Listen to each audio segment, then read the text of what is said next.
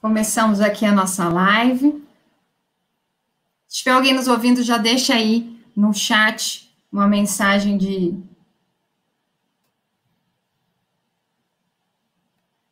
que estão nos ouvindo. Já já começaremos a nossa live com o nosso querido ministro Douglas Alencar Rodrigues.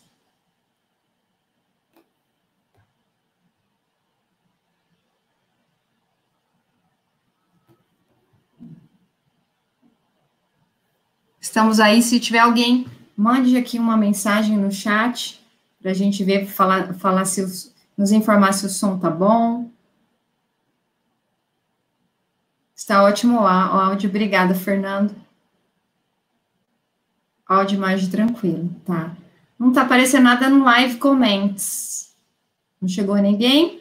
Meninos, estão vendo alguém no chat? Agora 4, né? Ok. Boa noite, Evelane, de Fortaleza, seja bem-vinda à nossa live, que honra. Manuel, Neiva Reis, áudio e imagem ok, obrigada, Neiva, sejam bem-vindos à nossa live, pessoal que está entrando. Manuel Bita, obrigada, hoje um dia muito especial, estamos aqui na nossa live com o ministro Douglas Alencar Rodrigues, vamos aprender muito hoje sobre devido processo legal em tempos de pandemia. Silvana, Natal, Rio Grande do Norte, seja bem-vinda, Silvana. Egon, bem-vindo. Júnior Zandona sempre nos prestigiando, obrigada, Júnior. Áudio claro, obrigada. Aqui de Xerxes do Instante Campo Grande, professora aqui, Correia Arantes, seja bem-vindo. Evânia, som muito bom. De Teresina, puxa, que prestígio, obrigada, estamos muito contentes em ter vocês aqui. Rubem Júnior, seja bem-vindo, o pessoal está entrando. Então, hoje é um dia muito especial, porque nós estamos numa aula, seria uma aula com o ministro Douglas Alencar Rodrigues, no dia em que vamos lançar nossa segunda turma de pós-graduação em Direito do Trabalho, Processo do Trabalho e Previdenciário do INSTED. As nossas aulas vão começar às 19 horas, horário de Campo Grande, 20 horas de Brasília, e aí, para brindar e celebrar essa data tão especial, nós convidamos e estamos aqui muito felizes com o aceite do convite pelo ministro Douglas Alencar Rodrigues, que faria a nossa aula inaugural presencial, e aí, pela pandemia, nós ficamos sem ele presencialmente, mas ele gentilmente veio fazer essa live para a gente comemorar juntos aqui nossa segunda turma da pós. Estamos aqui, então, com o ministro Douglas. Seja bem-vindo, ministro. Obrigado. Prazer estar com você aqui. Estamos aqui também com o Fernando Bunlai, diretor executivo do INSTED, que também quer dar as boas-vindas aí ao ministro Douglas. Pode falar, Fernando. Queria, como a Déia acabou de falar, né, era para a gente ter feito, na verdade, essa aula cerca de 60 dias atrás, né, presencialmente aqui em Campo Grande, ministro, mas, infelizmente, naquela semana acabou tendo a suspensão das aulas, né, e acabamos não podendo começar essas aulas presencialmente como a gente gostaria, mas vamos estar começando essa segunda turma de Direito do Trabalho e Previdenciário, mesmo à distância. Vamos começar, para a gente não perder mais tempo, né, já estamos nesse ato aí de 60 dias, a gente vai estar começando essa turma agora, com essa aula, com essa conversa, bate-papo, aula mesmo, com o senhor aí, para a gente poder começar essa segunda turma. Estou muito feliz, sabendo que com todas as dificuldades que a gente está atravessando, em função dessa pandemia, mesmo assim nós estamos com uma turma formada e começando hoje. Então, queria deixar aqui registrado a nossa gratidão com esses estudantes, com esses nossos novos pós-graduandos, com a nossa coordenadora, professora Déia, também, que não mediu esforços de estar efetivamente começando essa pós-graduação, e junto também com a Matra, né, que o nosso presidente aqui, o Christian, que sem ele, sem o apoio do Christian, do board, de toda a diretoria da Matra, 24 aqui da 24ª região, a gente não estaria conseguindo fazer um time de tão excelentes professores, né? Nossos professores são todos juízes, desembargadores, a gente tem um corpo de docente aqui incrível. Acho que a gente nunca teve um corpo docente tão bom, uma pós-graduação em Direito do Trabalho, e sem a Amatra, a gente não conseguiria ter feito isso. Então, eu queria deixar aqui de público registrado o nosso agradecimento, enquanto instituição de ensino, de estar podendo levar uma pós-graduação de tão alto nível, com tantos professores tão qualificados, haja vista a aula que nós estamos tendo hoje com o ministro do TST aqui, o ministro Douglas.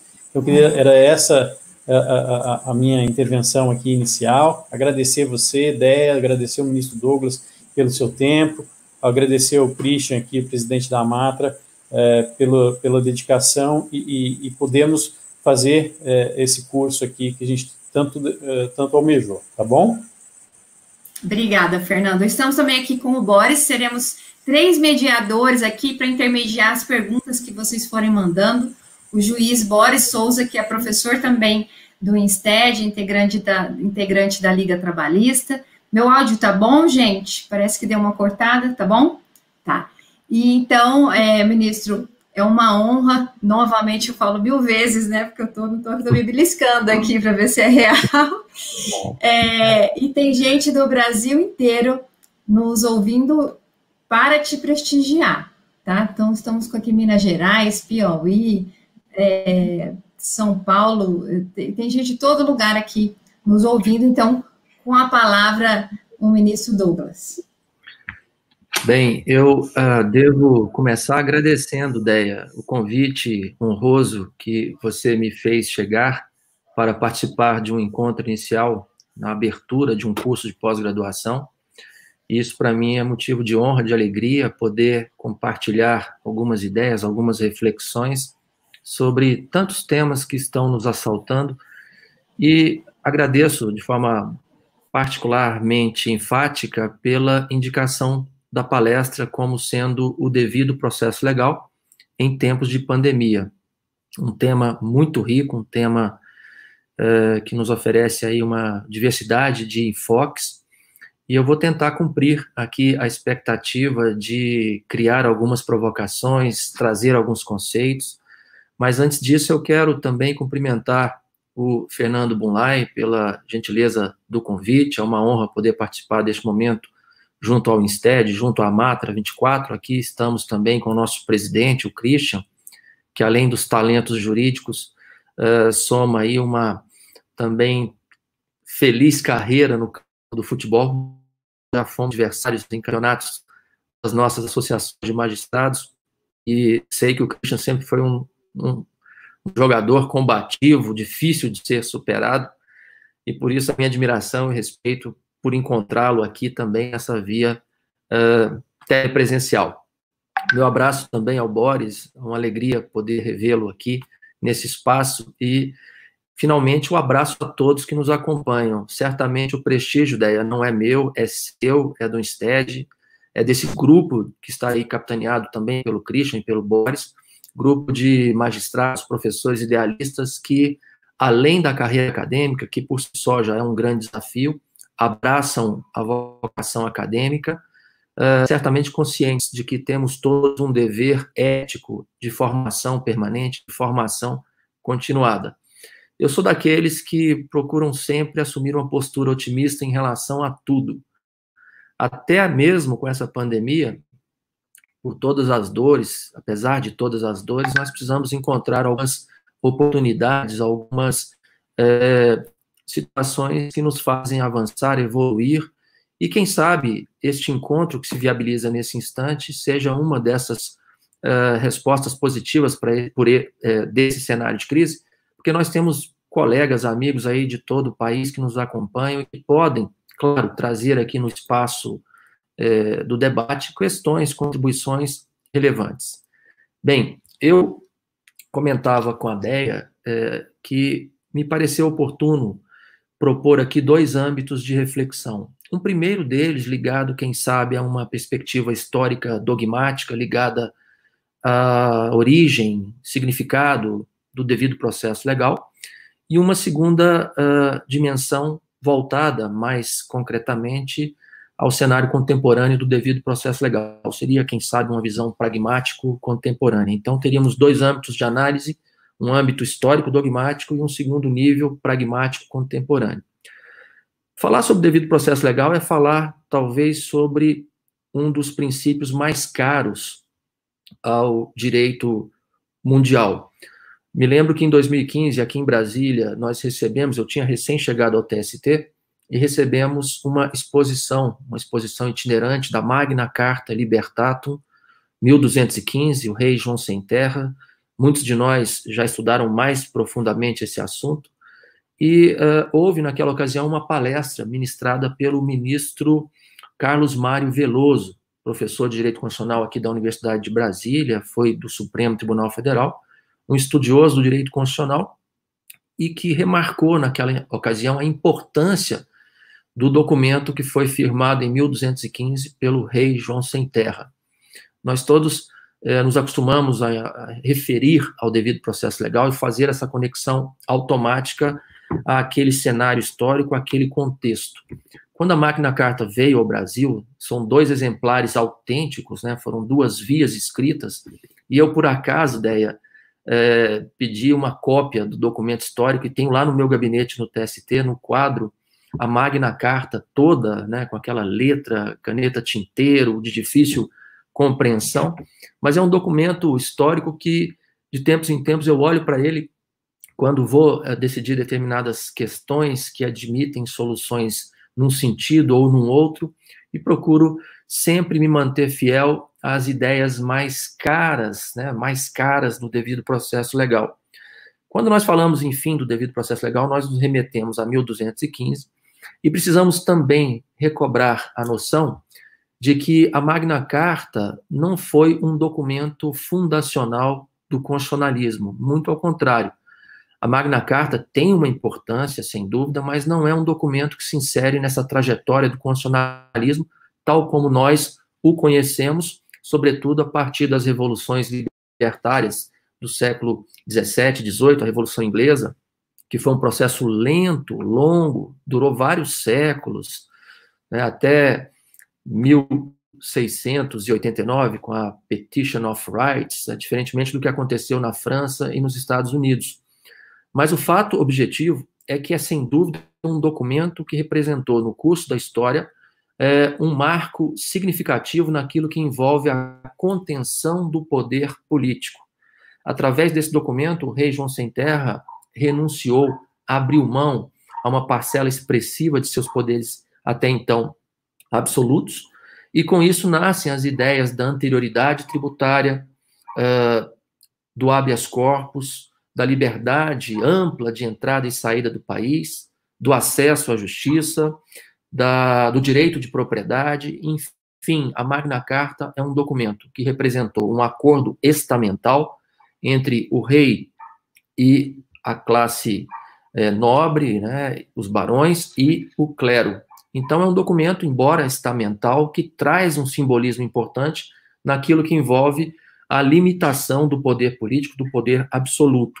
E isso é muito importante, porque quando nós fazemos alusão ao devido processo legal, a Magna Carta não aludiu a essa ideia que hoje é central, tratada com tanta naturalidade entre nós, trouxe uma ideia diferente, trouxe a expressão lei da terra, the law of the land. Essa é a noção embrionária do devido processo legal.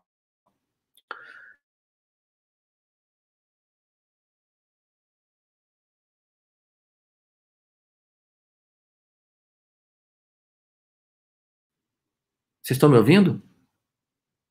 Obrigado. Não ouvi. Vocês estão me ouvindo? Sim. Agora sua voz chegou. Que eu tô...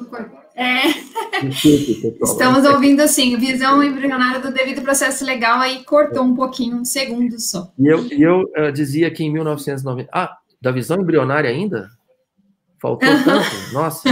Enfim, o que eu tentei, o que eu procurei remarcar é que essa ideia do devido processo legal, ela nasce a partir de uma noção denominada The Law of the Land, a lei da terra. Os barões, preocupados com a invasão de seus feudos pelos tribunais reais, se queixavam contra as decisões que eram invasivas, na ótica deles, aos costumes, às tradições, ao poder que esses barões mantinham naqueles feudos. E exigiram o direito de ser julgados pelos seus pares segundo as leis do local em que os supostos delitos haviam sido cometidos. Então, é uma garantia de preservação de poder dentro dos feudos que dá origem ao devido processo legal, com a noção essencial de lei da terra. E eu dizia, talvez quando o som caiu, que em 1999 eu estava convocado no TRT de Brasília, era juiz da 17ª Vara, e adorava visitar as bibliotecas, né, as livrarias, e achei um livro fantástico, um livro maravilhoso, que a minha irmã mais nova gentilmente subtraiu aqui do meu acervo. E, por acaso, dia desses, eu recebi a visita do autor daquele livro, e era um livro que examinava o devido processo legal com muita profundidade.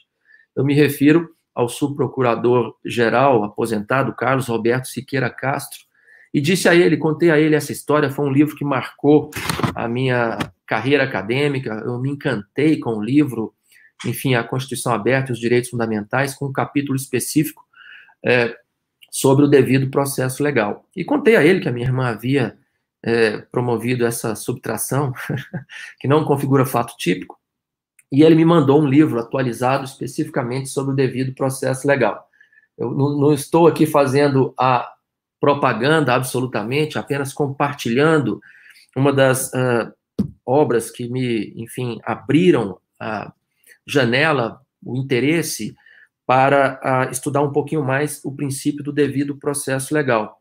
E nesta obra do professor Carlos Roberto Siqueira Castro, ele mostrou que foi na experiência constitucional norte-americana que o devido processo legal, que na sua origem tinha esse significado processual, limitativo, do conteúdo de regras que poderiam informar a solução de determinados conflitos, foi na experiência constitucional norte-americana que o significado desse princípio foi ampliado, sofreu uma mutação, uma expansão significativa, e a partir daí passou-se a falar em devido processo legal substantivo. E o devido processo legal substantivo, hoje, é uma categoria que o Supremo Tribunal Federal, aqui entre nós, trabalha com muita frequência, com muita naturalidade, e que nós todos, de maneira mais perceptível ou não, também aplicamos na nossa atividade diária, seja produzindo petições na condição de advogados, ou peças de defesa, recursos, mas especialmente os magistrados que se veem na contingência de promover o tempo todo sopesamento, balanceamento, ponderação, acabamos aplicando essas noções de razoabilidade, de proporcionalidade, que um outro professor, Humberto Ávila, denomina de postulados normativos aplicativos. Quer dizer, são normas de sobredireito que nos dizem sobre a respeito da aplicação de outras normas e, portanto, eu, se puder, Deia, aqui fazer uma sugestão de leitura para os nossos queridos alunos, eu já indicaria essa obra. Não sei se dá para aparecer aí bem, né? Da razoabilidade e proporcionalidade, Carlos Roberto Siqueira Castro, já anotei e vou comprar, com certeza. Se me permite ainda uma outra obra, sugerir uma outra obra? Essa, por favor. Um grande amigo, subprocurador do trabalho, professor da Universidade de Brasília, mestre, doutor, pós-doutor, enfim, uma pessoa que tem uma inteligência privilegiada, e eu recomendaria também essa obra. Para quem... História Constitucional Inglesa e Norte-Americana, do surgimento e estabilização da forma constitucional. De quem é esse, ministro? Cristiano Paixão e Renato Bigliazzi. Cristiano Paixão. Sugiro essas duas obras. E já contamos aqui, talvez, numa sessão de sugestão de leituras, né, abrindo mais um parêntese. É interessante que nós nos enamoramos de determinadas obras em alguns momentos. Todos temos livros com os quais nós procuramos enfrentar, entender o cenário que nós estamos vivendo. Eu acabei de ler um livro muito interessante, recomendo, acho que é leitura obrigatória, Os 11, sobre o Supremo Tribunal Federal. Nós todos sabemos que o Supremo Tribunal Federal tem ocupado um espaço político importante, fala-se em judicialização da vida, nós sabemos que esse é um processo que tem múltiplas causas, né? Esse suposto ativismo, ou essa suposta centralidade do judiciário, e particularmente do Supremo, resolvendo questões que não seriam tipicamente jurídicas, resolvendo questões morais que dividem a sociedade, resolvendo temas ligados a políticas públicas, ou quem sabe até questões políticas puras, não é? Então, eu estou lendo agora um livro muito interessante que foi escrito em 1968 por um ex-ministro do Supremo Tribunal Federal, que foi indicado, inclusive, no contexto daquela emenda do AI-2, né, o ato institucional número 2, que ampliou para 15 o número de ministros da Suprema Corte. E a obra é essa, é uma obra que deve ser encontrada muito facilmente. O Supremo Tribunal Federal, esse outro desconhecido. Exato. Excelente. Do ministro Aliomar Baleeiro. É uma obra comum, recomendo, muito bem escrita, e que descreve o cenário que o Supremo Tribunal Federal enfrentou durante o período em que vivemos o regime de exceção. Desculpe, pessoal, eu vou voltar a falar sobre o tema. Ótimo. Tá? Agora, nós temos também uma literatura que é fantástica. Essa daqui também é obrigatória. A Razão e o Voto, Diálogos Constitucionais, com Luiz Roberto Barroso. Ótimo. Esse livro é coordenado pelo Oscar Vilhena, dá para ver? Dá. Oscar Vilhena Vieira e Rubens Gleiser, organização. Pois é, são 22 artigos criticando um artigo inicial que o ministro Barroso apresentou, com o qual ele justifica as 3 funções do Supremo Tribunal Federal: um judiciário representativo, contramajoritário e iluminista. Portanto, mais uma obra importante. E para finalizar a sessão, recomendação de leitura, né, para poder voltar, eu estou só compartilhando o que eu tenho aqui, que estou atualmente analisando. Eu achei uma obra também fantástica, uma obra em inglês, que busca examinar essa realidade de expansão da atuação jurisdicional, que não é um fenômeno exclusivo brasileiro, muito ao contrário. Essa centralidade do judiciário decorre da própria situação que nós todos vivemos em escala planetária após a Segunda Grande Guerra Mundial, quando as sociedades emergiram convictas da necessidade de um judiciário forte, capaz de promover a defesa dos direitos fundamentais do cidadão contra a expansão que tende a ser natural do arbítrio dos governantes. E hoje se trata com muita naturalidade toda essa questão ligada à competência do Supremo Tribunal Federal. Mas nem sempre foi assim.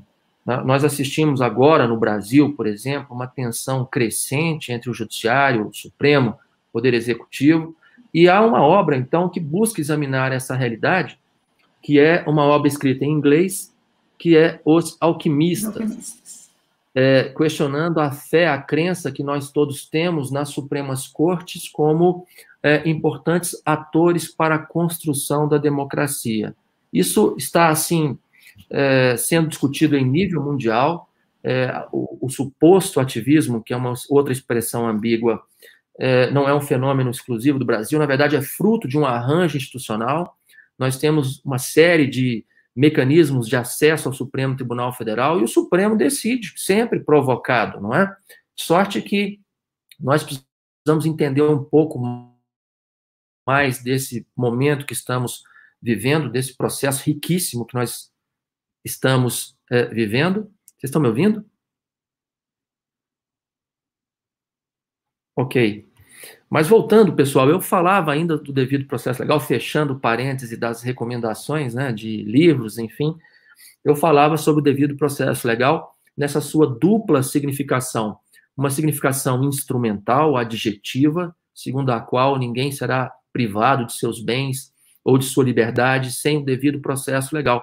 E eu costumo brincar, o que é o devido processo legal? Nada mais, nada menos do que o processo legal devido. Ou seja, é preciso que a atuação do Poder Judiciário seja no campo da resolução de conflitos patrimoniais, seja naquilo que alcança a própria jurisdição penal, há de se processar em estrita coerência, conformidade com as regras infraconstitucionais, também constitucionais, que balizam a forma como o Poder Judiciário deve se conduzir. Eu costumo dizer também que o devido processo legal representa, no campo do processo, o equivalente ao princípio da dignidade da pessoa humana no âmbito do direito material. São espécies de sobreprincípios, ideias muito abertas que pautam a construção de novas interpretações de outras ideias, são os chamados superprincípios. O devido processo legal, então, tem essa dupla dimensão, instrumental e substantiva. A dimensão instrumental é a mais comum. Todos procuramos sempre examinar situações concretas da vida, no âmbito do processo, à luz das regras postas pelo Poder Legislativo. E nós também, em muitos momentos, somos forçados a questionar a forma como um determinado magistrado, desembargador ou ministro interpreta um comando de natureza processual. Nós todos conhecemos a regra de ouro no processo de trabalho, a regra que exige a reação imediata contra qualquer decisão proferida em audiência ou fora dela, que, em tese, possa macular um direito que a parte considera legítimo, um direito processual, é a figura dos protestos, segundo o jargão que se tornou popular. Mas há um campo vastíssimo de interpretação para nós magistrados, que sempre nos remetem a essa ideia suprema do devido processo legal. A partir do devido processo legal, todas as demais ideias força se estruturam. Se nós formos ao Supremo Tribunal Federal, nós veremos que o devido processo legal toca no princípio do juiz natural, toca na ideia central do contraditório da ampla defesa, é também fundamento do princípio da proibição da prova ilícita, ou seja, a noção mais ampla do devido processo legal fundamenta todas as demais ideias que buscam conformar, com maior ou menor grau de densidade, a forma como nós, magistrados, iremos nos conduzir na resolução dos conflitos de interesses. Isso é o devido processo legal instrumental, processual, adjetivo. Mas nós temos um devido processo legal material ou substantivo. E aí surge, uma vez mais, o professor Siqueira Castro nos trazendo o relato da experiência constitucional norte-americana, porque foi lá que essa ideia força foi ressignificada para exigir do Estado, poder público, legislativo, executivo, judiciário, a adoção de posturas, leituras, a prática de atos que sejam absolutamente razoáveis, adequados e proporcionais quando disciplinam temas ligados a direitos fundamentais, especialmente à vida, à liberdade e à propriedade.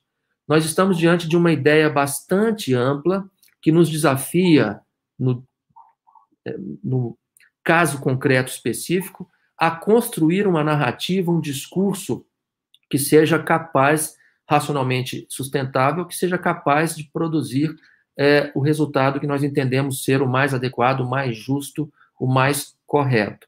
E é interessante também notar que quando nós falamos em devido processo legal, substantivo e adjetivo, nós somos também convidados a refletir sobre esse novo cenário que vivemos no Brasil e no mundo, não é?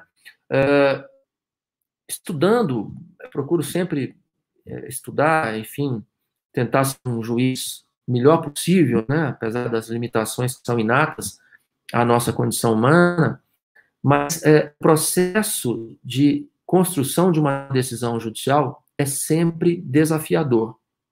Eu vou procurar mais à frente aqui, vou procurar tocar. Bom que eu tenho muitos amigos, né?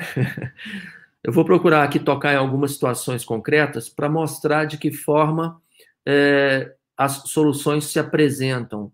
E eu já de antemão digo que não há uma resposta correta. O que nós precisamos é debater, é ponderar, é avaliar se o discurso, a narrativa que a parte nos traz, que o colega magistrado nos apresenta num órgão colegiado, é um discurso razoável, racional, consistente, lógico, coerente com as ideias, forças, as ideias mais amplas, as ideias mais gerais que consubstanciam esses princípios, não é? É sempre bom lembrar também que princípios são ideias abertas. Princípios não são comandos fechados como ocorre com as regras. A diferença entre regras e princípios, ela precisa ser sempre revisitada. É bem verdade que definir uma regra ou um princípio depende muito da nossa carga axiológica, já dizia o professor Humberto Ávila. E aqui eu dou um exemplo. Muitos dizem que um dos princípios característicos do processo do trabalho é a irrecorribilidade imediata das decisões interlocutórias, parágrafo 1º do artigo 893 da CLT. Mas será que se trata, de fato, de um princípio ou de uma regra? Nós todos nos habituamos a dizer o princípio da irrecorribilidade imediata é característico do processo do trabalho.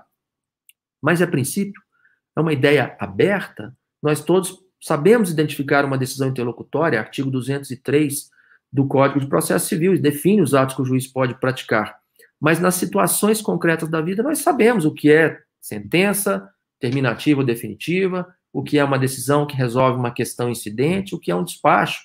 Nós todos sabemos diferenciar. Mas é um princípio?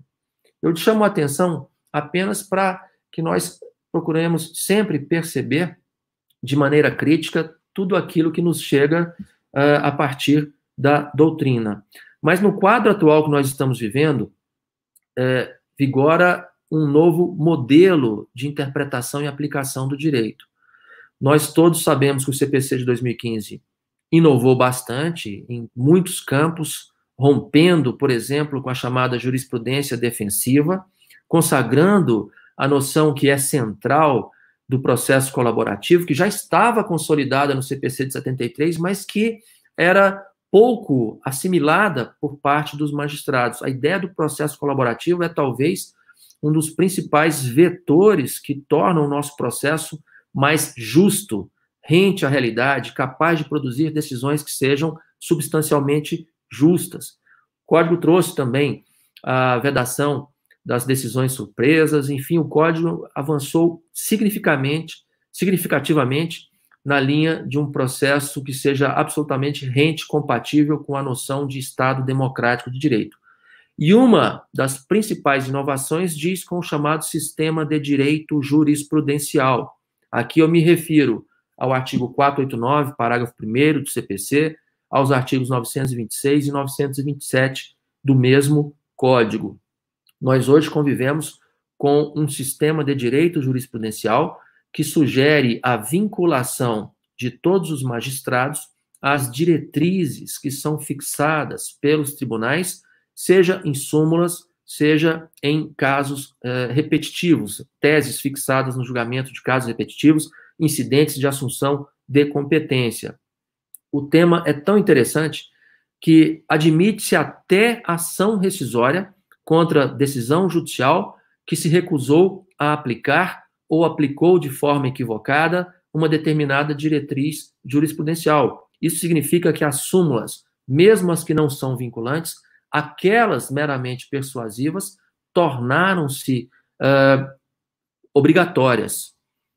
Nós, claro, poderíamos aqui, quem sabe, marcar um outro momento para discutir esse assunto, mas é um assunto que está com a data de enfrentamento já designada no âmbito do TST. Nós temos lá duas correntes de entendimento já formadas sobre se é ou não é admissível a ação rescisória fundada em má aplicação de súmula persuasiva, uma tese nova que está aí sendo enfrentada. Mas, meus caros, eu estou aqui divagando, uma aula inicial, uma aula que não tem limites objetivos nem subjetivos. Temos, na verdade, uma ideia muito ampla, que é o devido processo legal, para trabalhar, para desenvolver. E ainda falando sobre o devido processo legal, nós chegamos ao cenário atual do judiciário brasileiro. Nós sabemos também que a Constituição assegura aos tribunais, lá no artigo 96, inciso 1º, a linha A, uma reserva de conformação, uma área de positivação de regras procedimentais no seu regimento interno. Nós sabemos que os tribunais e o TST têm sido muito atuantes nesse sentido, acabam produzindo instruções normativas, resoluções. A Corregedoria Geral da Justiça do Trabalho também edita normativos para orientar os juízes e tribunais sobre como proceder em determinadas situações concretas, e há sempre uma certa dúvida ou uma ponta de dúvida sobre o efetivo respeito aos limites que cabe ao tribunal, ao corregedor, normatizar. Até porque, quando nós falamos de processo, de procedimento, nós todos somos também convidados a referir o que se contém no artigo 22, inciso 1º da Constituição. A competência para legislar sobre processo é privativa da União. Mas isso não significa que os tribunais que positivam súmulas, orientações jurisprudenciais, no caso do TST, não possam ali, quem sabe, dentro desse espaço de conformação que a própria Constituição reserva, produzir determinadas normas complementares que buscam orientar o funcionamento de seus órgãos. E aí nós chegamos, Deia, à questão das resoluções do CNJ, que eu sei que você é doutora, acompanhei a sua live com a Jude, com a Matra 2, aliás, parabéns, muito clara, um material muito bom, eu faço aqui a propaganda, recomendo aos colegas juízes, advogados, que assistam essa live. A Deia realmente domina o tema com profundidade, de sorte que esse material que está disponível na internet representa uma fonte valiosa de informação, de esclarecimento sobre os reais limites que estão orientando o funcionamento dos órgãos judiciários nesse momento de pandemia. Mas eu dizia que nós chegamos a essas resoluções porque há sempre uma tendência natural de expansão dos limites que seriam razoáveis para a regulação jurídica. E aí surgem diversos questionamentos. Nós estamos vivendo um direito processual da crise, assim como vivemos, e o Supremo já chancelou, ao julgar as ações diretas contra as MPs 927 e 936, chancelou uma série de normas de direito material que, fora de um cenário de pandemia, seriam absolutamente impensáveis, inadmissíveis, especialmente aquelas que tocam na autonomia individual da vontade para gerar redução de salários, redução de jornada, suspensão de contratos, tudo isso fugindo da tradição do direito brasileiro, que vem desde antes da própria Constituição de 88. No caso da redução salarial, nós sabemos, existe a Lei 4923 de 65, que foi o ano que eu nasci. Enfim, já se exigia ali a negociação coletiva. Mas o fato é que nós vivemos, sim, um cenário de absoluta exceção. Eu não sou um crítico das medidas provisórias, acho que, muito ao contrário, o governo tentou, dentro do que considerou possível, razoável, contribuir para que fossem criadas as condições para minimização dos prejuízos advindos da crise sanitária, que nós todos sabemos, impôs um isolamento social, levou à interdição de atividades econômicas que não são essenciais, gerando uma dificuldade de manutenção de contratos de trabalho. Isso já poderia levar a um agravamento da nossa crise social que já era, enfim, marcada por uma elevadíssima taxa de desemprego. Em fevereiro, o IBGE divulgou a pesquisa mostrando que nós tínhamos ali 12,3 milhões de trabalhadores desempregados, e isso para não falar dos desalentados, dos trabalhadores informais, também aí um contingente expressivo da ordem de 40% da mão de obra no Brasil. De sorte que eu reconheço o esforço do Poder Executivo ao editar essas medidas provisórias, e dia desses eu comentava, eu fui ao site da Presidência da República, fiz uma pesquisa e constatei ali a existência, àquela época, de mais de 260 atos normativos produzidos no âmbito do Poder Executivo, portarias, resoluções, instruções normativas, medidas provisórias, etc. Uma série de atos, todos voltados ao combate a essa pandemia, a essa crise. Muitos aí estão criticando, dizendo que a Constituição foi posta em quarentena, mas eu fico imaginando, se o Poder Executivo não tivesse adotado aquelas medidas, se nós não teríamos os mais de 5 milhões, são dados desatualizados, de trabalhadores que se beneficiaram da MP 936, somados aos 12,3 milhões de desempregados, agravando a crise social. Isso é algo muito sério, pessoal. Nós não podemos fechar os olhos para a realidade. E mais, eu não teria condições aqui para dizer se o governo foi tímido ou não, até porque nós estamos falando aí de um aporte de recursos significativos. Só o Corona Voucher consumiu quase 100 bilhões de reais, e isso não é pouca coisa, não é pouca coisa. O governo está, sim, enfrentando com galhardia, é o que eu penso a respeito, este cenário de crise. E aí nós chegamos a um outro contexto, falando sobre Corona Voucher. É interessante também pontuar que a própria necessidade de cadastramento das pessoas para receber esse benefício mostrou um Brasil diferente, mostrou um Brasil que não era sequer conhecido pelo poder público. E, portanto, nós estamos falando aí de 42 milhões de pessoas que procuraram, são sempre dados desatualizados, viu, pessoal? Eu estou procurando me manter atualizado, mas eu sei que esse número já foi superado. 42 milhões de brasileiros habilitando-se à percepção do Corona Voucher, aquele auxílio emergencial de R$600 que se insere num contexto de política pública assistencialista. E é interessante também notar, agora talvez retomando um pouquinho o tema do devido processo legal, voltando ao processo trabalhista em particular, nesse momento de crise, eu, dia desses, vi uma entrevista numa revista semanal mostrando que há um contingente expressivo de brasileiros que não têm acesso à internet. O Brasil é o país dos paradoxos. Ouvi também que no Brasil tem 3 celulares para cada brasileiro. É uma coisa assustadora. Mas isso não significa que essas pessoas tenham acesso à internet. Há um problema sério de custo para o acesso com qualidade, com tráfego de dados, transmissão via streaming, né? Há problemas de analfabetismo funcional. As pessoas não sabem usar aplicativos, isso é muito triste, são lamentavelmente limitadas. Nessa matéria, se pesquisarmos aí no Google, isso aparece com muita facilidade, foram identificados mais de 40 milhões de brasileiros. E, portanto, quando nós falamos em virtualização da vida, virtualização do processo, audiências telepresenciais, é preciso que nós levemos isso em consideração. O trabalhador brasileiro, muitos deles, embora possam possuir um celular, embora tenham um aparelho telefônico com acesso à internet, não tem condições de operar, a maioria, segundo os dados, 40 milhões, não tem condições de transitar pela rede. E isso é importante porque nos chama a atenção para um outro risco que para nós juízes sempre se faz presente.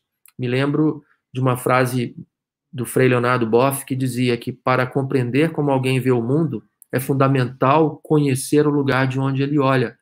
E, portanto, se nós tentarmos nos colocar no lugar desses 40 milhões de pessoas, né, o juiz do trabalho, a juíza do trabalho designa uma audiência, a parte postula o adiamento e o juiz, segundo a professora Deia e o CNJ, interpretando o artigo 2º, parágrafo 3º da resolução 314, diz que essa matéria afeta a livre discrição do juiz. Então é preciso que haja essa sensibilidade, sob pena de nós não apenas afrontarmos o devido processo legal, mas, sobretudo, negarmos justiça a quem mais precisa. Nós precisamos ter clara essa realidade socioeconômica, cultural no Brasil, nesse momento de pandemia. Falando sobre as audiências no primeiro grau, dia desses, me lembrei lá em São Paulo, a doutora Deia sabe disso melhor do que eu, o Sindicato dos Advogados reagiu de forma bastante vigorosa contra a manutenção da possibilidade de realização dessas audiências. Eu fui juiz de primeiro grau, vocês estão ainda no primeiro grau, logo ascenderão ao tribunal, enfim, e nós sabemos que a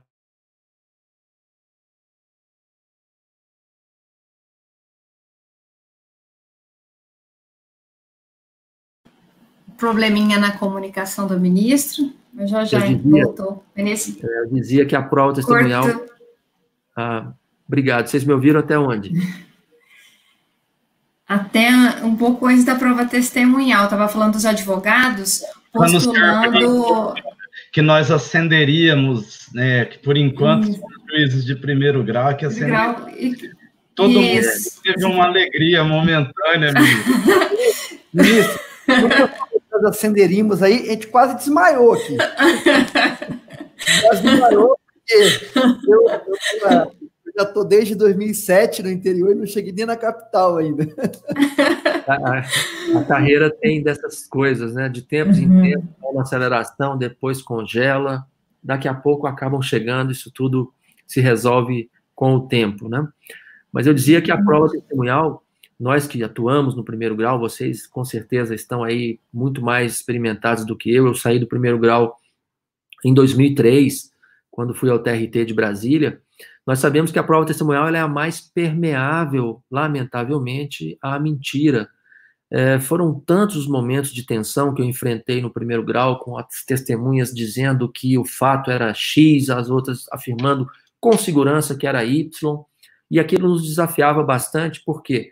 Porque, poxa, não estou ali numa fase mais tensa da minha trajetória no primeiro grau.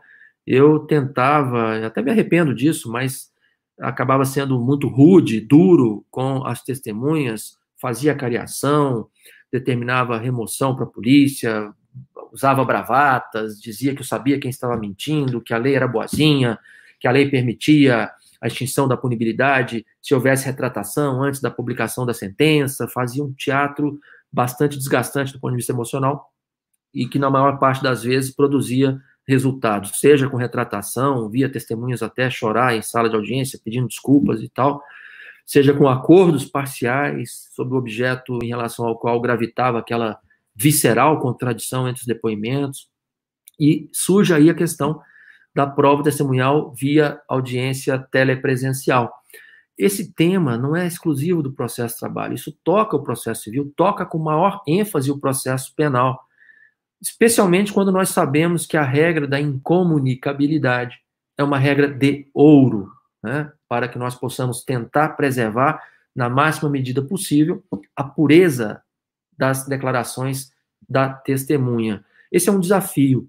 Eu confesso que, se fosse juiz de primeiro grau, tentaria evitar ao máximo as provas testemunhais via telepresencial. E, claro, nós não podemos também fechar às partes a possibilidade, quem sabe até, de uma negociação processual. Elas podem dizer, não, cada uma vai apresentar uma única testemunha. Por exemplo, isso acabaria com esse risco da incomunicabilidade, não é? Mas não acabaria com o risco, que já ouvi de alguns colegas aqui de Brasília, de primeiro grau, de a testemunha estar recebendo informações ali por baixo da câmera sobre como responder a determinadas questões. Sorte que nós acabamos vivendo num ambiente de desconfiança em relação à prova testemunhal, e isso, lamentavelmente, acaba inviabilizando a prática segura, tranquila desses atos nesse instante de pandemia que nós estamos vivendo. Talvez seja até interessante ouvi-los, viu? Estão aí na linha de frente, fazendo audiências sobre como estão se conduzindo. Nós temos aqui um público que nos acompanha, que pode ter também interesse neste assunto. Mas antes de tentar, enfim, abrir aí para um debate, eu já estou aqui falando há um tempão e talvez cansando os nossos amigos que nos acompanham, eu queria compartilhar duas questões ainda ligadas ao devido processo legal neste cenário de pandemia. Fiz aqui algumas anotações, aliás, eu estou há 2 dias trabalhando num caso que devo levar segunda-feira para a sessão do órgão especial aqui em Brasília. E é um caso delicado porque, primeiro, envolve um mandado de segurança contra um colega do tribunal. E, segundo, porque toca numa questão que, com certeza, os juízes estão enfrentando em todos os graus de jurisdição, que diz com a possibilidade da substituição dos depósitos, seja penhoras, seja depósitos recursais, por carta-fiança ou seguro-garantia. Esse é um tema que está dividindo o TST e sei que está dividindo também vários tribunais. Há discussões acerca da competência funcional do relator no regional ou do ministro no TST, enfrentamento desse assunto. seria, segundo alguns, competência do juízo natural, do juízo monocrático, do juízo perante o qual foram efetivados esses depósitos, mas nós também sabemos que depósitos são feitos do TRT para o TST, e sabemos, obviamente, que, estando o processo num determinado grau de jurisdição, a competência funcional para a resolução de todas as questões incidentes acaba vinculada ao magistrado que detém a responsabilidade momentânea pela gestão daquele conflito de interesses. Essa é uma primeira questão importante, porque nós todos sabemos, o TST editou uma instrução normativa, a de número 41, em 2018, tratando dos efeitos processuais decorrentes das regras introduzidas pela lei da reforma trabalhista. E nesse dispositivo, particularmente no artigo 20, limitou-se o âmbito de incidência da possibilidade de substituição do depósito recursal por seguro-garantia aos recursos interpostos após o início da vigência da Lei 13.467. Essa é uma questão de direito intertemporal interessante que está também impactando este debate. Alguns dizem que não há no PJE funcionalidade capaz de permitir que um ministro ou desembargador promova a assinatura do alvará para se entender a hipótese de deferimento, não é? Para que a parte possa, enfim, ter acesso aos recursos que antes estavam vinculados ao processo. São muitas as questões nesse âmbito de substituição do depósito recursal. Alguns até falam da necessidade de a parte provar a demanda, ou seja, momentânea, a necessidade daqueles recursos nesse cenário de crise que nós estamos vivendo. Portanto, não haveria um direito subjetivo, líquido e certo, lá no artigo 835, parágrafo 2º do CPC, muito menos no parágrafo 11 do artigo 899 da CLT, que autorizasse a substituição automática desde que preenchidos os requisitos do artigo 3º do ato conjunto número 1 de 2019, que foi editado pela Corregedoria Geral e pelo Conselho Superior da Justiça do Trabalho.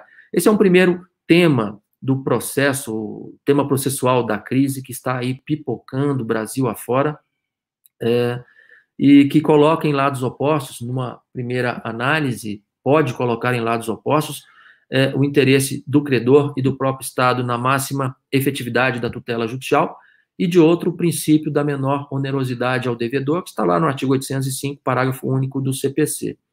Seja como for, o cenário de crise exige soluções, respostas excepcionais, transitórias, mas racionalmente fundamentadas.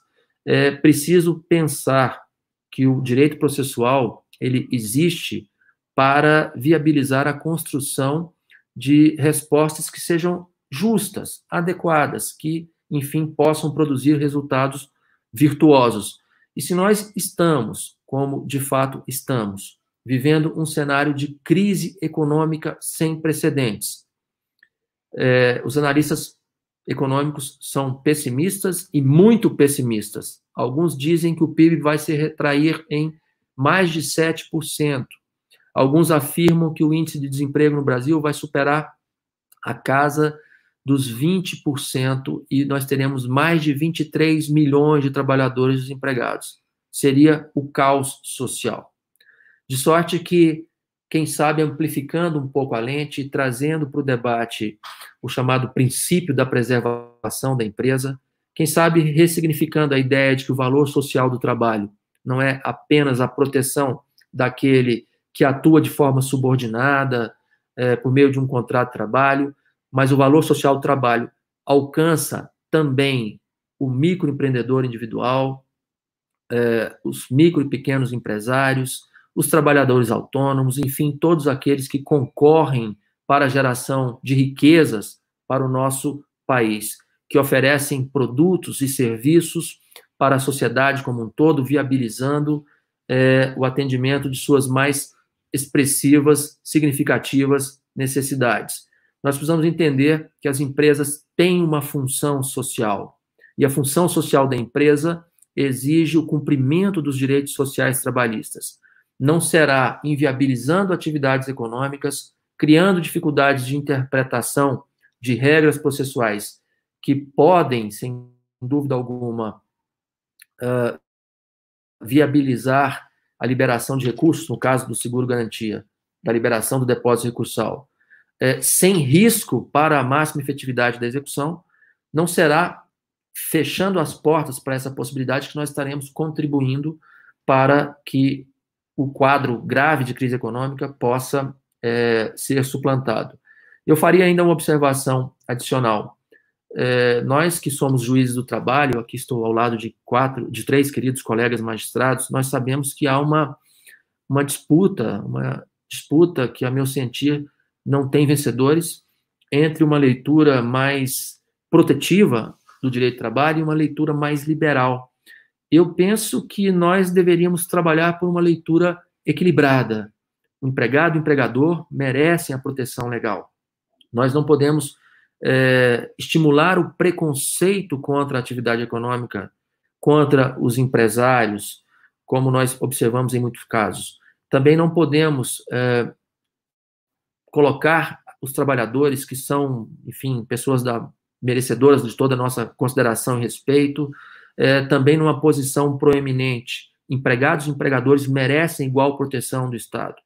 Evidentemente, as empresas cumprem uma função social importante, são espaços de geração de emprego, de renda, de dignidade, de tributos, e isso interessa ao nosso Estado.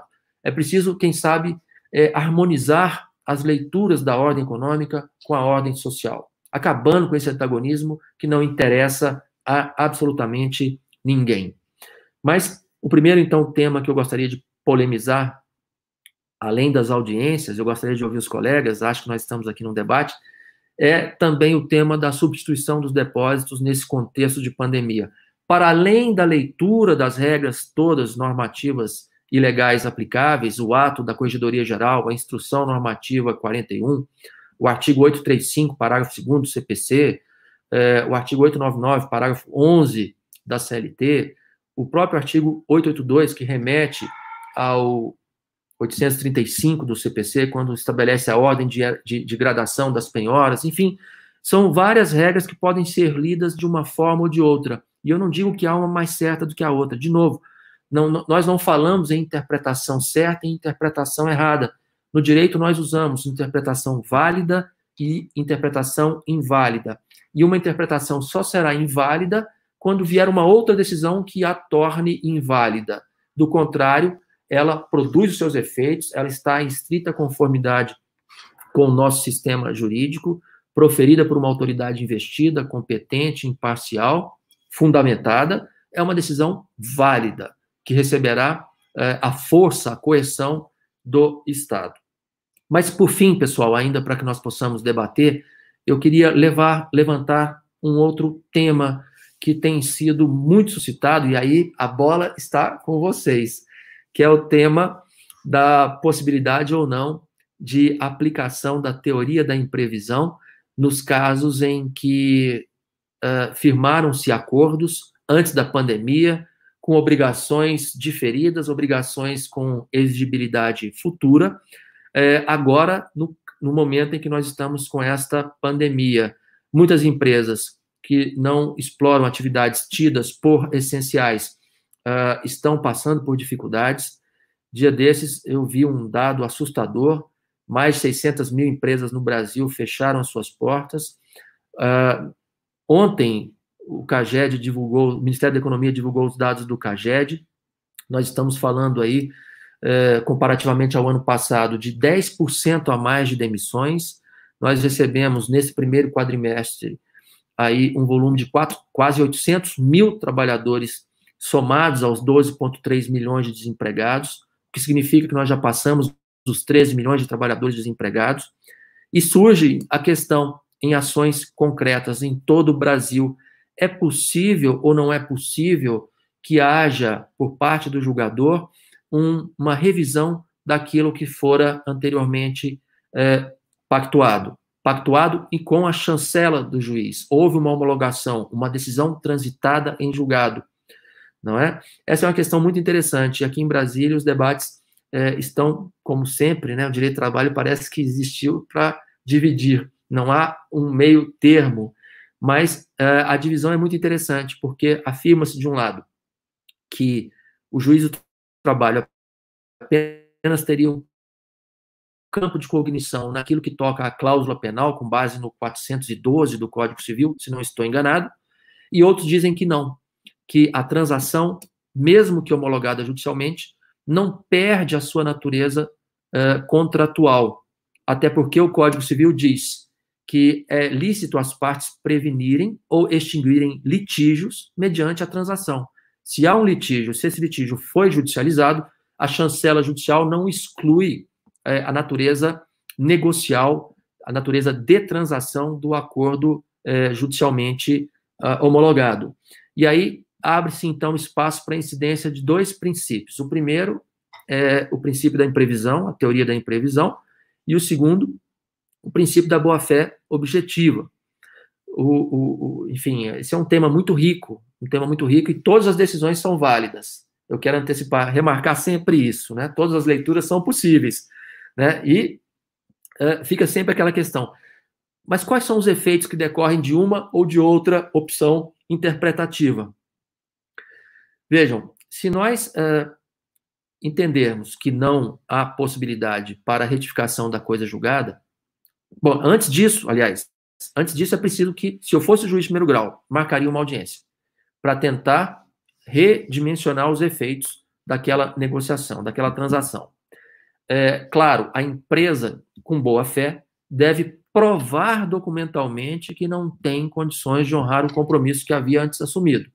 Feito isso, surge a incidência do princípio da boa-fé, porque o princípio da boa-fé gera uma série de direitos, deveres, acessórios laterais. Uma das funções do princípio da boa-fé é de fonte de geração de direitos e deveres, ou de obrigações para os contratantes. E eu diria, então, seguindo essa primeira linha de compreensão, que o princípio da boa-fé objetiva, uma vez demonstrada a ausência de capacidade econômica da empresa, fruto da pandemia, motivo de força maior, já declarado no MP 927, caberia a renegociação. A parte exequente, a parte credora, melhor dizendo, deveria se posicionar, adotar uma postura colaborativa para, enfim, promover ali uma nova ação. Agora, por outro lado, não concorda o credor com a retificação daquilo que havia sido convencionado. O magistrado pode, evidentemente, decidir a respeito da cláusula penal, quanto a isso não há dúvida, mas as parcelas inadimplidas, com a incidência dessa cláusula penal, acabam gerando um efeito dominó, o vencimento das demais parcelas e execução direta, com mais trabalho para o Poder Judiciário. Um colega aqui de Brasília, numa execução, num acordo de 400 e poucos mil reais, ouviu o credor, ele não concordou, era um posto, né?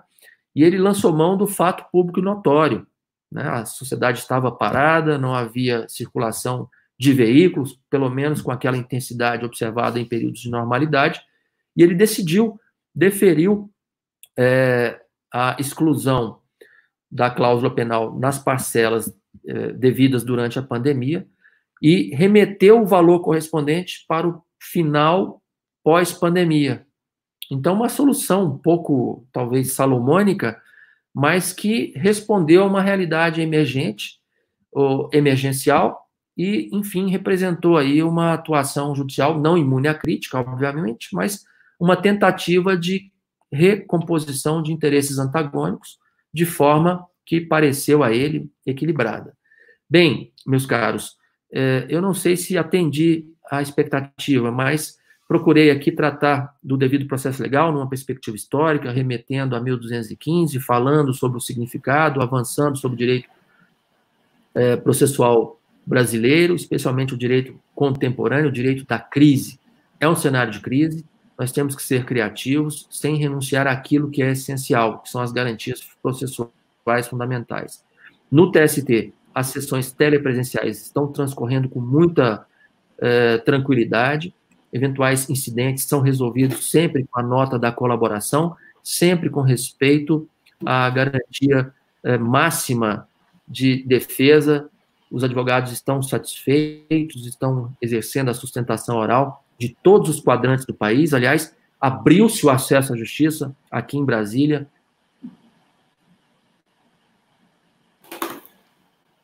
sustentações orais estão sendo trazidas em casos que normalmente, sustentações orais estão sendo produzidas, né, por advogados de todo o Brasil, rostos novos estão aparecendo, enfim, tem sido uma experiência muito rica e gratificante. Mas eu me coloco à disposição para aprender com os queridos amigos aqui, magistrados, e com os nossos queridos assistentes que estão nos acompanhando pelo YouTube. Obrigado. Ministro, eu vou passar a palavra para o Christian, então. Pode falar, Christian. Bom, eu não tive a oportunidade de falar ainda, ministro, e primeiramente agradecer, em nome da Amatra, né, a sua participação conosco aqui nessa live, muito importante, muito esclarecedora. Mais uma vez, as suas palavras nos mostram do acerto da DEA de ter convidado o senhor, né, e o senhor ter aceito. A gente compartilha basicamente do mesmo pensamento. Eu também acho que devemos pensar no direito material do trabalho como um todo, não apenas numa caixinha da CLT. Nós temos diversos trabalhadores que não são, entre aspas, protegidos pela CLT, mas merecem uma proteção do direito. E eles são escanteados, muitas vezes, no mundo jurídico, porque a aplicação da CLT virou uma panaceia, na minha visão, de que tudo vai se resolver né, com a aplicação dela. Mas não é o caso agora dessa live. E eu queria só externar uma preocupação que muitas vezes eu tenho da excessiva, na minha visão também, regulamentação por órgãos administrativos de comportamentos processuais judiciais, como o senhor mesmo disse, de competência da União para legislar. O senhor não acha que muitas vezes está havendo um certo exagero de regulamentação dessas normas, não deixando essa aplicação do processo serem maturadas primeiramente pelo juiz de primeiro grau? Bem, Christian, eu agradeço a sua pergunta e acho que nós vivemos um cenário complexo em que há, sem dúvida, uma pretensão das instâncias superiores em ver determinadas realidades em nome da segurança jurídica conduzidas de uma determinada forma, e há, por outro lado, uma resistência que é natural, que é legítima por parte de muitos magistrados a seguir essas orientações, até porque nós sabemos que julgar por último nunca foi razão para julgar melhor. A interpretação que o ministro atribui não é melhor que a interpretação que um juiz substituto recém-impossado confere a uma determinada norma jurídica. Nós somos todos magistrados, apenas estamos em graus diferentes de jurisdição. Aliás, eu costumo dizer que os juízes de primeiro grau são os grandes magistrados, aqueles que estão na linha de frente, enfrentando os grandes desafios, seja no dia a dia da produção da prova, na preparação da causa para a decisão, e essa preparação produz reflexos na atuação das instâncias superiores, seja na busca pela realização da máxima efetividade da jurisdição. Mas eu poderia citar aqui o exemplo da IN, da Instrução Normativa 27, eu costumo citar sempre esse exemplo, aquela que foi editada logo após a Emenda Constitucional 45. Em alguns momentos, os tribunais atuam e o fazem de maneira profilática, não no sentido de avançar em competências dos demais magistrados, mas para evitar um mal maior, que seria a proliferação de um sem número de questões em todas as instâncias, em diferentes níveis, que apenas conspirariam contra um interesse maior do jurisdicionado na rápida e efetiva composição dos conflitos. Mas há, sim, espaços em que os tribunais atuam invadindo limites que não deveriam suplantar. Nós tivemos um exemplo recente, até com o advento do CPC de 2015, quando o tribunal editou a Instrução Normativa 39.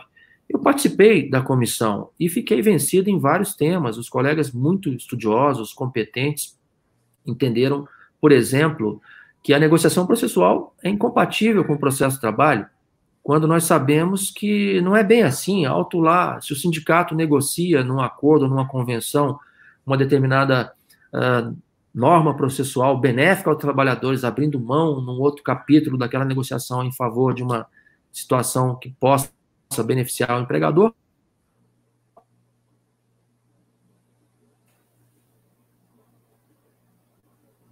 Acho que cortou o som do ministro, né? Vamos aguardar. Deu uma cortada, ministro. Eu não sei onde eu parei, né? De repente fica tudo escuro aqui, parece que no negócio processual há certos momentos que podem até beneficiar o empregador. Exato, a concessão recíproca, né? E nós tivemos recentemente um exemplo. Existe o Conselho Nacional de Justiça para corrigir esses eventuais excessos. Os artigos 7º e 8º do Ato Conjunto número 1 de 2019, esse do seguro-garantia e da carta de fiança, foram anulados pelo CNJ, porque adotou-se nesses dispositivos uma visão bastante restritiva, e vale a pena ler a decisão do conselheiro, relatada pelo conselheiro Mário Guerreiro, porque ele mostra a importância desse equilíbrio na interpretação das regras do processo. Ou seja, se o legislador processual de 2015 disse que o seguro-garantia e a carta de fiança são equiparados a dinheiro, se nós temos no TST o OJ 59 da SDI 2, que já dizia, em mandado de segurança, admitindo o mandado de segurança para dizer que viola direito líquido e certo, a não admissão de carta de fiança que equipara-se a dinheiro na ordem de gradação dos bens penhoráveis, não é? A restrição que se estabelece por atos administrativos interfere, e isso disse o CNJ, no campo legítimo de exercício da jurisdição. Cabe ao magistrado, obviamente, considerando o conteúdo da norma, segui-la ou fundamentar o porquê de não fazê-lo. Mas sempre, obviamente, quando nós vamos contra uma decisão, uma diretriz que procura padronizar condutas, especialmente no campo processual, né, é importante que haja uma fundamentação mais criteriosa, uma fundamentação mais analítica. Aí nós temos um ônus maior até, não é? Não que exista o delito de opinião do juiz, longe disso, mas é que é preciso mostrar, quem sabe até para levar o tribunal a rever a sua norma administrativa, é preciso mostrar que há equívocos, que há outras possibilidades de construção normativa, que não aquela que nos está sendo apresentada.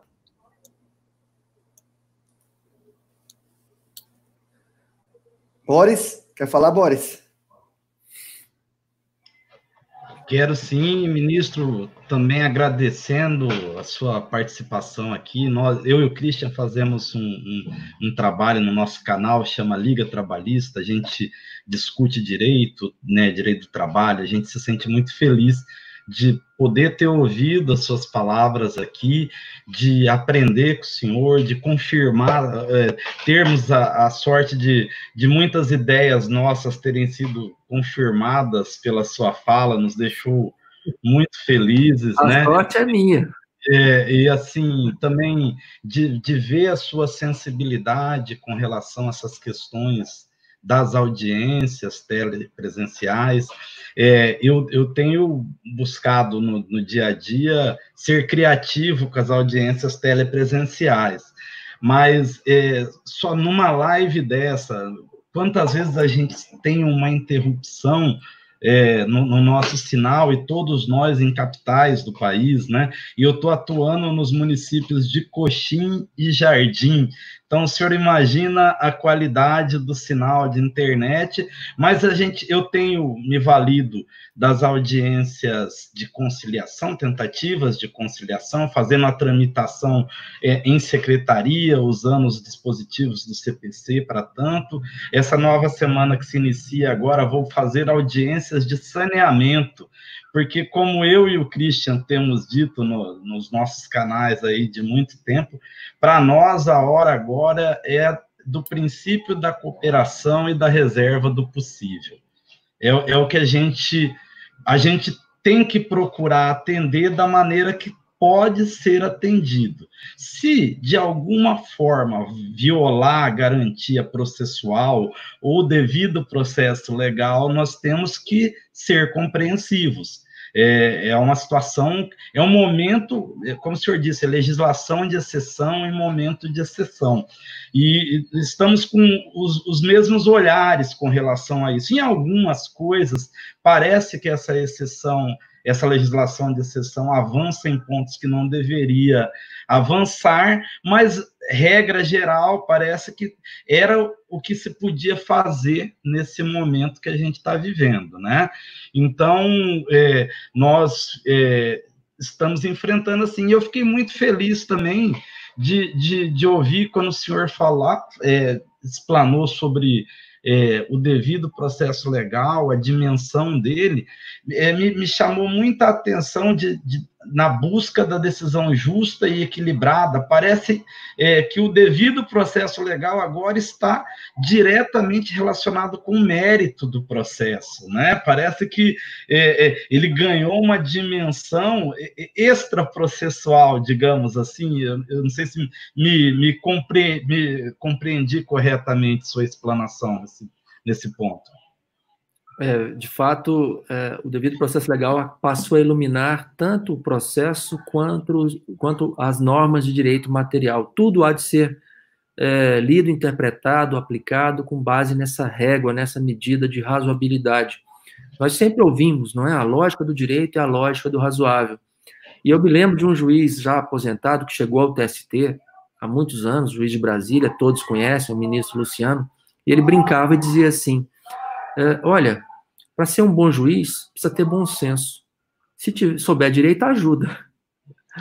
Ou seja, o bom senso é fundamental. Agora, nós podemos aqui dizer, mas qual é o meu bom senso? Não é o seu bom senso. Mas quais são as consequências práticas, concretas das escolhas interpretativas que nós fazemos?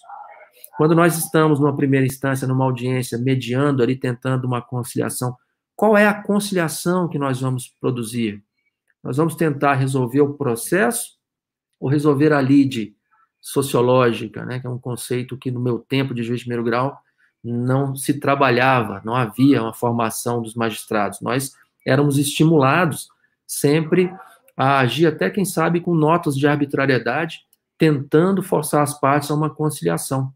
E aqui em Brasília, no interior, na cidade satélite, um juiz civil conciliando uma ação de solução de sociedade, chegou a um bom termo, mas na saída um ex-sócio matou o outro. Quer dizer, fizeram uma conciliação, mas na saída um matou o outro. Quer dizer, isso não é, de fato, uma postura do magistrado, não é? Mas o fato, pessoal, é que nós estamos vivendo um momento muito rico, um momento em que os princípios ascenderam, assumiram uma dimensão absolutamente importante. Nós todos somos juízes constitucionais, devemos avançar também, como acontece no sistema europeu, para trabalharmos e assimilarmos mais as normas internacionais, né? Nós temos que ser também juízes interamericanos.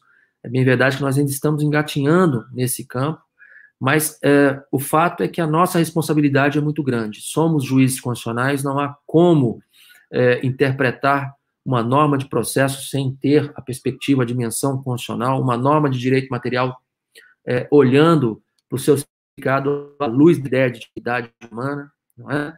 Sorte que você está certo, Bob, que não há como mais exercer a jurisdição desconsiderando esse farol forte que nos ilumina, que é o devido processo legal substantivo, que traz as ideias de razoabilidade, adequação, não é? Proporcionalidade em sentido estrito.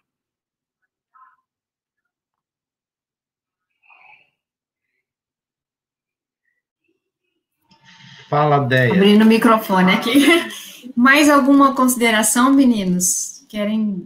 Vamos aproveitar o ministro aqui. Olha, Boris, tem alguma pergunta aí no chat?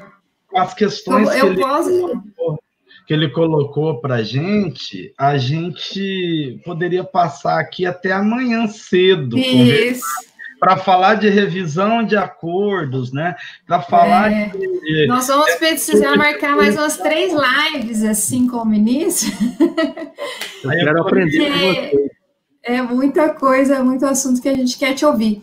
Eu particularmente, fiquei muito, como os meninos falaram, muito segura, na verdade, de que a gente está pensando na mesma linha, estamos andando no caminho certo, que não estar nos extremos. Não vou fazer nenhum ato processual, vou fazer todos os atos processuais, mas buscar dentro da razoabilidade o caminho do meio, fazer aquilo que é possível dentro do possível, como os meninos falaram, da reserva do possível, né? Então tem que ter muito bom senso mesmo, ministro, é o que a gente está procurando fazer, né?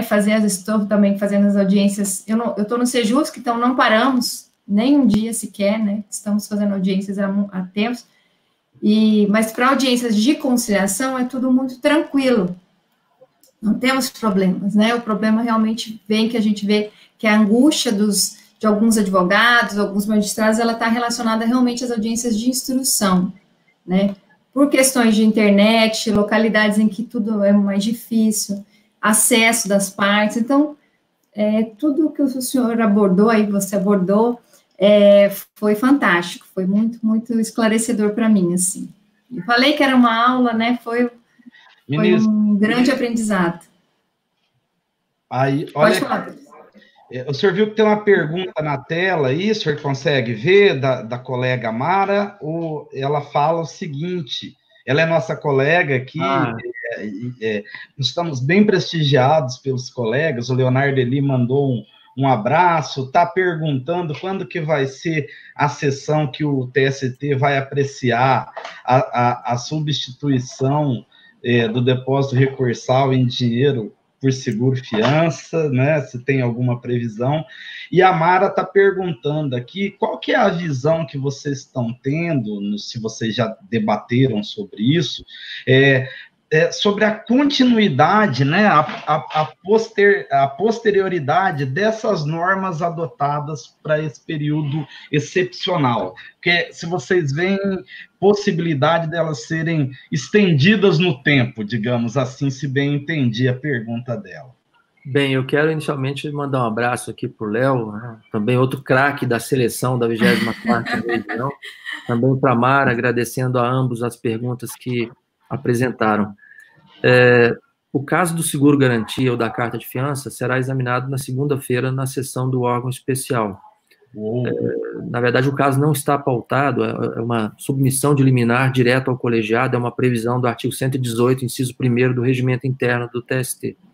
A questão é de alta relevância, de profunda indagação jurídica, e é importante, eu considerei importante, que o colegiado se pronunciasse ao revés de decidir monocraticamente, até porque se deferisse a liminar, se fosse a hipótese de deferimento, seria satisfativa, substituindo o depósito de imediato, o mandado de segurança já não faria mais sentido, né? Exaurida a ordem. Mas, mesmo se for a hipótese de não deferir, é preciso que haja uma orientação segura de um órgão mais amplificado do que a própria turma, né? Que seria competente para o exame do recurso de revista, no qual deduzido o pedido incidental de substituição do depósito por seguro-garantia. Então, é na segunda-feira. Em relação à pergunta da Mara, uma pergunta muito interessante, isso tem preocupado muita gente, porque muitos de nós estão se sentindo muito confortáveis com essa nova realidade. Eu mesmo me queixava, falava ao início do nosso encontro aqui, né? Me queixava de não estar em casa como gostaria. Eu tinha a sensação de sair na segunda-feira e só voltar na quinta à noite. São compromissos acadêmicos, compromissos no tribunal. E agora eu estou em casa direto e é difícil, por exemplo, meu filho caçula está ali me olhando de rabo de olho. Vem cá, Vitor, para você falar um outro pessoal. Então, assim, uma confusão entre os ambientes. Vem, Vitor. Eu também tenho. Oi, querido. Que saudade. Tem que vir visitar a gente aqui, tudo bem? Bem-vindo à nossa live. Mas, desculpa, pessoal, essas coisas acontecem. Acontece. Exceção. Mas o fato é que, em relação à pergunta da continuidade dessa realidade, por exemplo, com sessões telepresenciais, eu confesso que eu sempre fui um entusiasta da tecnologia, embora não seja muito expert no assunto.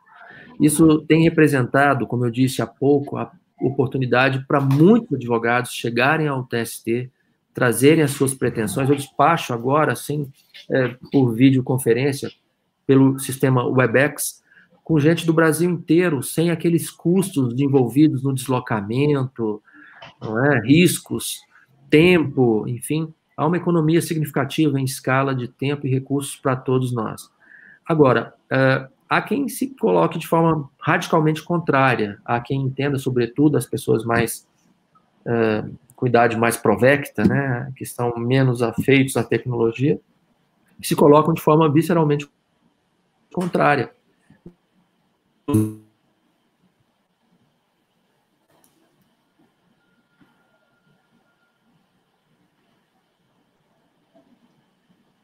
Cortou. Já ele volta, um segundinho. Então, a gente vai aproveitar para falar uma outra coisa aqui. Essa live ela não vai poder se estender mais, apesar do papo muito agradável do ministro, de tanto conhecimento que ele está trazendo para a gente, porque ela é a aula magna da segunda turma de pós-graduação da parceria do INSTED com a EMATRA, e agora, daqui a pouquinho, vai começar a aula de verdade, né? Mais aula, né? E aula do módulo. Aula do módulo mesmo. E para quem quiser, o ministro deve ter caído a conexão dele. Deia, se você tiver que falar com ele aí, tá? Vou falar. Né? Aí é o mesmo link que você compartilhou antes. Mas voltando a falar, pessoal, então, a universidade, o INSTED e a EMATRA estão convidando vocês para que vocês assistam essa primeira aula para quem quiser, de qualquer lugar do país, né? É um começo do embrião da pós que a EMATRA deve lançar junto com o INSTED, uma pós em EAD, é o primeiro momento que a gente está fazendo isso. Então, eu vou colocar aqui um link para quem quiser se inscrever e participar, é totalmente grátis a aula, né? A universidade está propiciando isso. Hoje a aula é bem interessante sobre direito previdenciário, né? Sobre processo administrativo previdenciário. Eu vou colocar o link aqui no chat. Vocês podem se inscrever, podem compartilhar com outros colegas que vocês quiserem, não tem o menor problema, a gente quer que as pessoas participem, então eu vou colocar o link aqui, vocês vão fazer o cadastrinho e depois vai cair no link para entrar na sala de aula já, tá bom? Eu vou deixar aqui, ó, podem participar, assim, o link está saindo em nome da Liga Trabalhista, porque a gente é parceiro do INSTED, a gente procura sempre fazer as coisas com ele, então nós fizemos no nosso domínio, mas a Liga não participa da pós-graduação, a pós-graduação é EMATRA e INSTED. A gente está cedendo a nossa estrutura tecnológica, digamos assim, para que a gente possa otimizar. Mas quem quiser assistir a aula, é só clicar no link aí, faz o cadastro e consegue assistir, tá bom? Vou compartilhar mais uma vez aqui, podem compartilhar, se tiver acadêmico que quiser ver como é uma aula de pós-graduação e tudo mais, se tiver colega que está interessado em direito previdenciário, quem não advoga na área, né, quer conhecer o que é o direito previdenciário, está aí uma excelente oportunidade, tá bom? Então, eu agradeço, vamos voltar para o ministro ali. Finalizar. Então, essa aula de abertura aqui com o ministro Douglas Rodrigues, quem chegou depois, quiser ver desde o início, estará gravada, disponível no YouTube, canal da Liga Trabalhista, canal do INSTED também, oficial.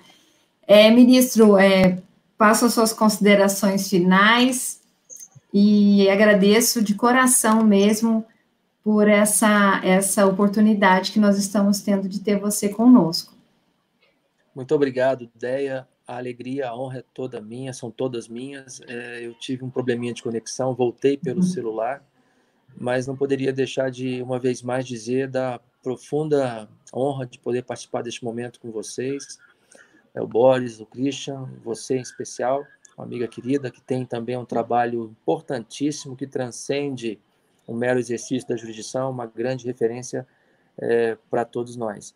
Eu deixo meu abraço a todos, especialmente aqueles que nos ouvem, e registro a expectativa de, quem sabe, estar com vocês presencialmente no futuro próximo. Muito obrigado. Estaremos, com certeza, estaremos juntos em breve. Grande abraço, viu? Muito obrigada mesmo, de coração. Acho que eu não vou dormir hoje. Obrigada.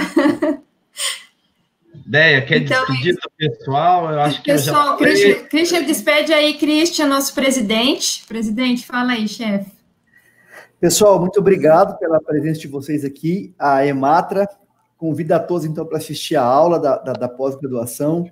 É um evento importante para nós, é a nossa segunda pós. Quem sabe, em breve, já teremos uma outra pós-graduação também, que a gente está trabalhando para isso. Ministro, mais uma vez, muito obrigado pela tua participação conosco. Abrilhantou demais, nós aprendemos muito, as suas palavras dão um norte precioso para todos aqueles que querem estudar o direito, em especial o direito do trabalho também.